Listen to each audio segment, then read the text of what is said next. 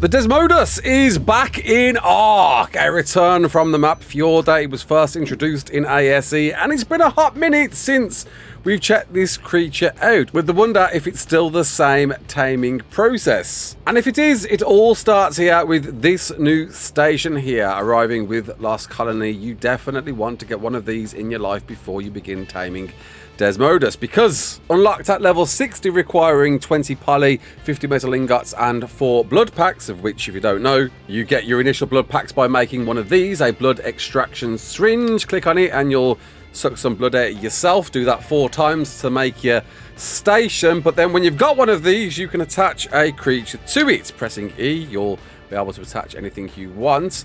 But at the top here, you'll see a drop down menu, and we want to take that down to creating blood packs. And well, we'll use our Reaper King that we just recently got, attach that to it, and that's going to start sucking the blood out of our Reaper with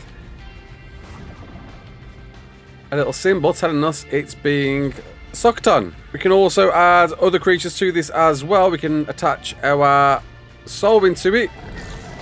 And what I love about this, a little syringe actually flies out. Don't know why it didn't with the Reaper, but a little syringe flies out there to attach itself to the creature to tell you what's going on. I love that. That's a cool little feature anyway. But whilst it's doing that, it's generating blood, of course, and generating blood very, very quickly, of which you're going to need quite a lot, if memory serves me right, on taming Desmodus. Obviously, of course, make sure to turn your creatures off in case they die from the blood being drained completely from them. Oh, there we go. The syringe is working now. Happy days. Maybe I missed that before. It's pulling it out its bum out of its tail. Must have some meaty tail. Anyway, whilst that's happening, whilst it's extracting that, we need to tame something. There used to be a great creature for taming Desmodus. This little dude right here, Mr. Mosschops, is your go-to, and hopefully it's going to be the go-to once again. Of course, requiring certain things to tame them. So we'll pop that in. Oh, we've got a nice vampiric version here. And that's one. Lovely. Right, let's pull that up. And we'll get a second. Oh, sweet. There we go. Alright, let's ball these up as well. And hopefully we've got plenty of blood packs in here. And the Reaper's not looking too bad. But we're definitely going to detach that from that now. We've not a bad spore timer, but plenty of blood packs for us to play with to kick us off. So, there are Mosschops. What's very important is to make sure we level these up well in health and make these as tanky as possible. Now what we want to do is make sure we are as incognito as possible. So we'll bring Krabby, the Gloon, because Krabby's going to make us invisible, and that's going to be very, very valuable to us for this. And we're going to make sure we turn on enable snowfall, or slowfall, keep calling it snowfall, and find out where the Desmodus are, which there are plenty on the map to find, and in fact helping us out on knowing where all the caves are on the map as well. That's a good reference for us to go check out caves later anyway. And we can see a nice chunk down here. One there. I'm debating whether to go here, like maybe go for a smaller spawn. I guess the more there are, the harder it's going to be. So to reduce the amount of Desmodus in the area is definitely going to be a win for us. So let's go for this one over here, this 150. Okay, and we're here, quite adjacent of the city, just very high up in the mountains. Here is the entrance, and here, right there, there is our Desmodus. That was nice and easy to find, and just seeing if this is the only Desmodus. Being quite high up does concern me a bit, but because we've got slow fall with our creature, we might be okay. But to initiate, if I recall, blood packs in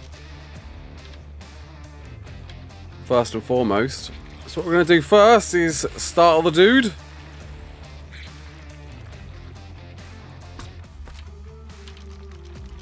Maybe get a shield done, and there we go. We're going to get picked up, which has initiated the taming process, and we now just want to get ourselves free as quick as we can. There we go. Right, and we are off. Right, now what we don't want is for this thing to pick us up again, which is super important. What we want to do is throw out our Mosschops, walk it out, put it on passive, and let the Desmodus pick that up instead. What we'll do though, is we'll throw both of those out, and then we'll go full-blown incognito. Maybe make sure to get rid of these Megalanias. There we go, right, and I don't know if you noticed that, it picked it up, and in picking it up, it should be draining it and improving its taming effectiveness. It looked like it was. 52.7.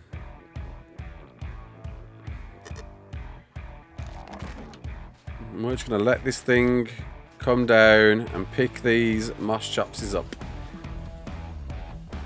Each and every time. And being incognito, I'm going to worry about the bats having a crack at us at all.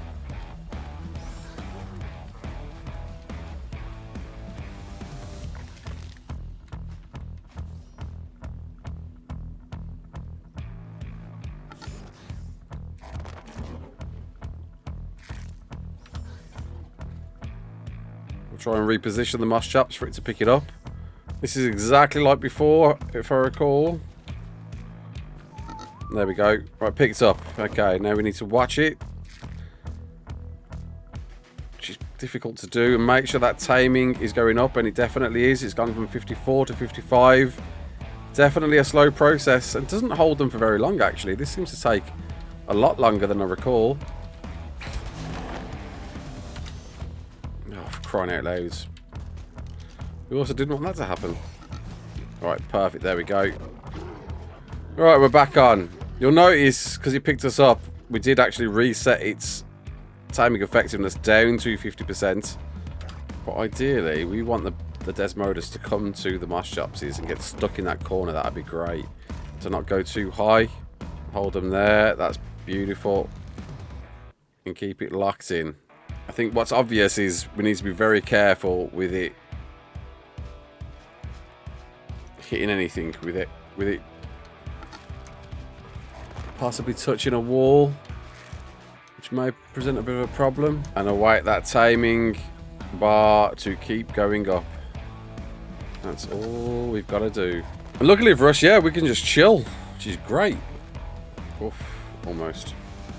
Move it the way. It saw us, of course it did. Alright, well, we're going to let this one pig go, because it shouldn't insta-tame us. But we do want to make sure it drops us. There we go, fine. There we go, there's our 100%. Cool, right. Right. There we say our turns get grabbed. And as you probably have noticed by now, all it's going to do is suck the blood out of our blood packs to tame it. It can just suck blood from you, but there is no chance you will have enough blood on you. Blood packs is what you must need. And as you noticed from earlier, don't damage the thing. Just gotta wait for this thing to get busy and get involved. Yeah, we got quite lucky with this one. There we go. And that should give us a perfect tame at the 100%, still on 100%. That's lovely. And done. Perfect tame. 225. With a lovely brand new version of the old dossier. How about that? And this is most definitely a fan favourite creature indeed. Oh yes, it is. Because after making a saddle that you'll unlock at level 74 in a smithy with a bit of metal, you've got an absolutely great flyer that can fly anywhere and everywhere. Oh, I forgot how much I've missed these. A pretty decent glider at that. Can definitely move at a decent pace. And what I'm curious about, because this has an ability no other creature has when it comes to caves and flyers, if it works in the city here. But it's a great flyer with not a bad base weight either. 638 weight, 2.5k health, and 376 melee base. If you don't know, well, it's kind of obvious because you saw one. They can attach themselves to walls like so, and you can leave them there, hanging there if you want. I'm not going to dismount here because I'll be falling to my doom. But this is what I'm curious about. Go on then, Do we get grounded here? We do. Wow. Okay. Well, how about that? Desmodus is not vetoed from the rule at all. The same rule applies to the Desmodus as well. Well, let's get the hell out of here quick. Oh, there you go. Just saw an attack. Killing anything and everything rewards you with blood packs. Here's another one here. With quite a decent AoE, and you can really start filling that up. As well as some spore meat as well. You can get that as well, which you will eat. And you want to get blood packs. You want to get lots of blood packs. Because of this thing right here. Sanguine Elixir, baby. We're going to craft the 2 that we can right now. And just reminding ourselves, because it's been a hot minute. Pumping that melee up. Maybe a bit of health. So it's a bit tankier and a bit of stam as well. Bit of weight. There used to be a few more abilities with this thing. Let's have a crack. Pressing crouch, it can fly down, and whatever the heck X is on console, it can go straight up. So create some more versatile movement. You should be able to blood drain from anything that you hit. I'm trying to remember how you do that. Screech available. So we can screech to target anything and everything, which can be useful.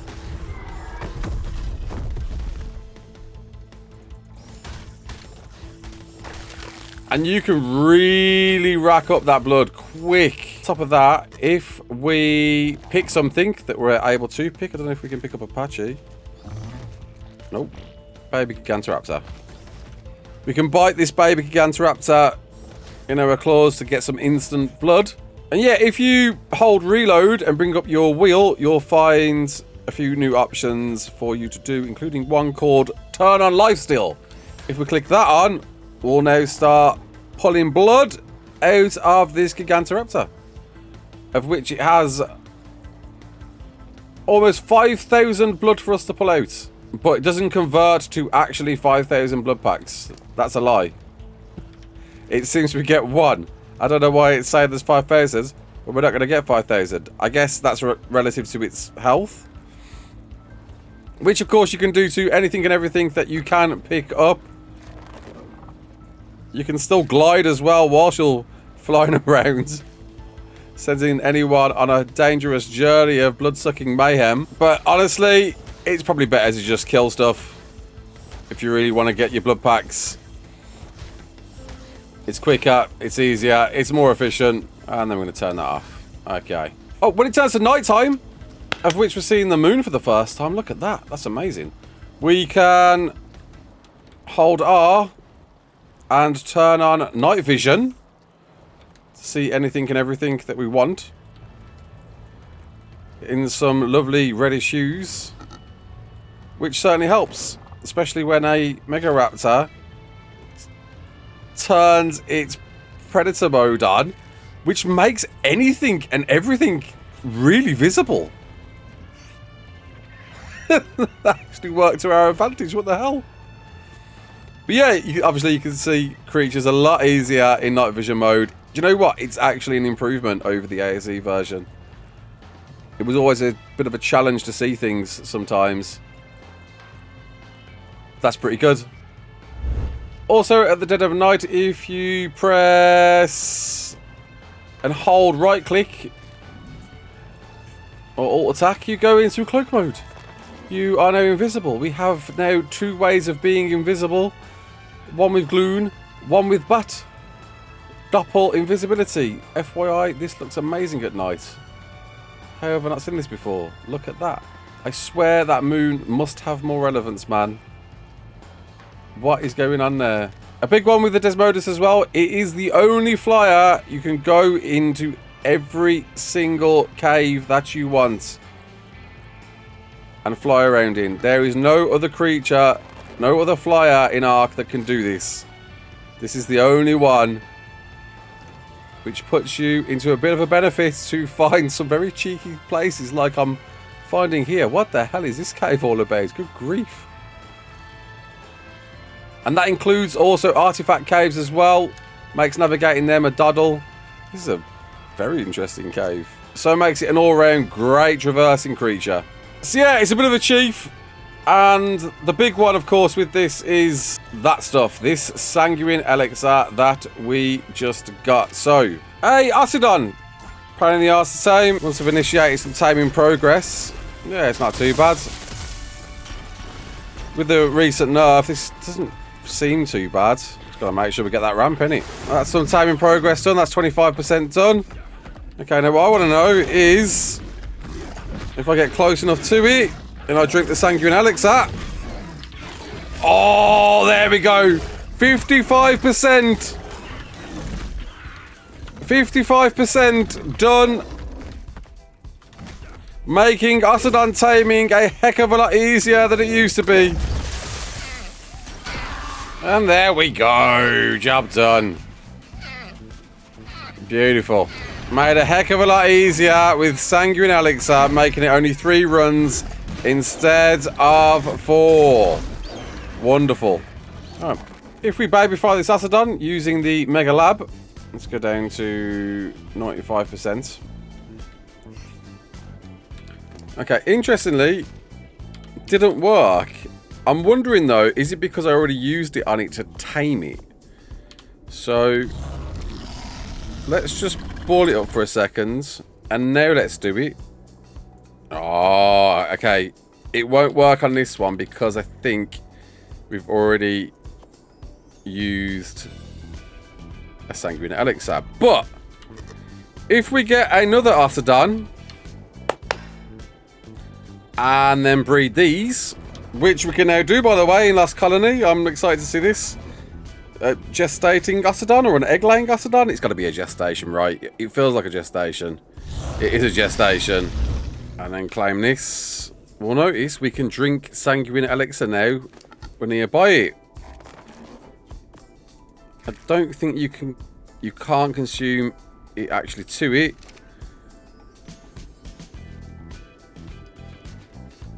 Yep. Just checking. But by drinking Sanguine Elixir next to a raising baby that you haven't used Sanguine Elixir on before for taming purposes, you get a nice cheeky 30% imprint bonus, making this an absolute win for breeders.